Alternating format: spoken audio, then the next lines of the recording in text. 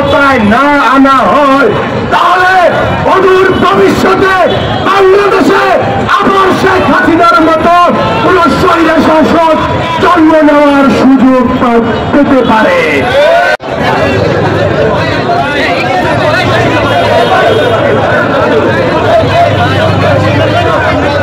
সংগ্রামী সাথী বন্ধুগণ, প্রিয় সাংবাদিক বৃন্দ, আপনারা এই শেখ হাসিনার 17 বছরের শাসনামল দেখেছেন।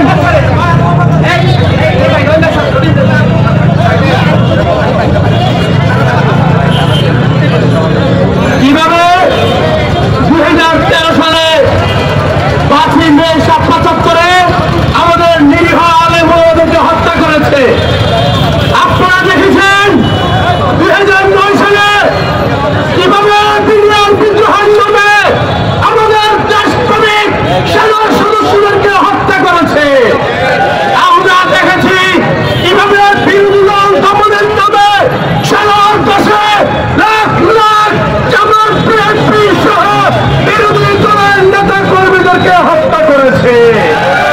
সংগ্রামী সাথী বন্ধুগণ, সর্বশেষ আমরা দেখেছি এই 2024 সালে এই ছাত্র জনতার মিছিলে কিভাবে পুলিশ এবং ছাত্রলীগ যুবলীগ দিয়ে গুলি চালিয়ে আমাদের অসংখ্য ছাত্র জনতাকে হত্যা করেছে।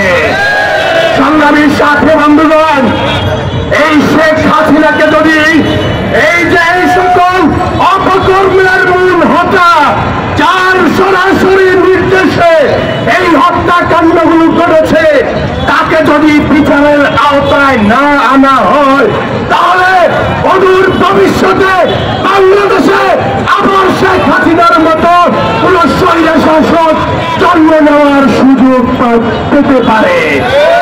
আমরা আগামী বাংলাদেশে যাতে কোন স্বৈরশাসক জন্ম না নিতে পারে এই জন্য আমরা শেখ হাসিনার বিচারের জন্য গণ অধিকার পরিষদ যা করার তাই করবে।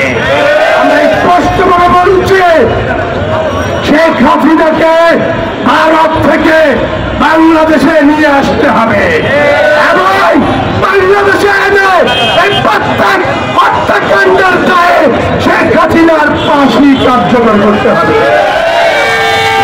যদি 50 বছর পর এই মিথ্যা যুদ্ধাপরাধীর বিচার হয়,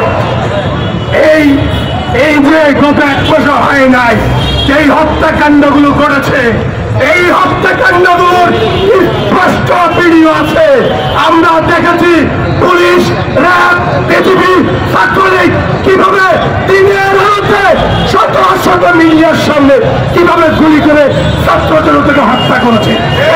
এই সকল হত্যার দায়কে এই সকল হত্যার দায় শেখ হাসিনার উপর এবং এই সকল হত্যার দায়ে শেখ হাসিনাকে অবিলম্বে দেশে এনে ফাঁসির ব্যবস্থা করতে হবে।